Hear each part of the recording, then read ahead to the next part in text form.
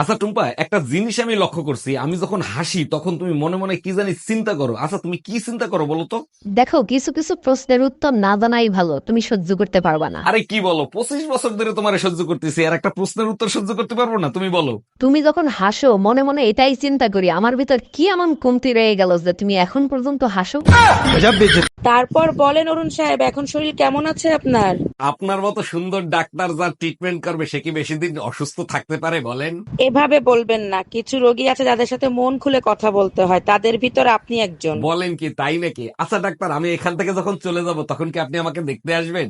না অরুণ সাহেব, আমি কবরস্থান অনেক ভয় পাই।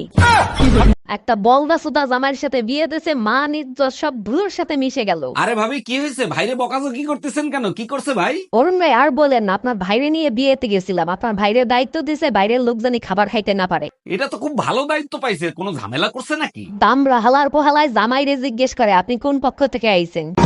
এই টুম্পা, কই তুমি? শিগগিরই ফ্রিজের কাছে আসো। এই দামরা গরুর মতো চিল্লাছো কিসের জন্য? কি হয়েছে? ফ্রিজে আগুন ধরে গেছে? ফ্রিজ খুললা ডিপের ভিতর দেখো, এর ভিতর আমার মার ছবি কি করে। আমার মাথা না খাইলে তো তোমার মার মাথা ঠান্ডা হয় না, তাই ডিপ ফ্রিজে রাইখা তোমার মার মাথা ঠান্ডা করতেছি। ও ভাবি, লিচু খাবেন? আমাদের গাছের লিচু অনেক মিষ্টি হয়। অরুণ ভাই, খাইতে তো ইচ্ছা করে, কিন্তু তার আগে বলেন আপনাদের কাছে কালা লিচুও হয় নাকি? এইসব কি বলেন? লিচু আবার কালা হয় নাকি? তা কালা লিচু কোথায় দেখলেন আপনি? আপনার কাছেই দেখছি, কালকে যখন আপনি লিচু পাড়তে উঠছেন তখন দেখি দুইটা কালা লিচু ঝুলতেছে।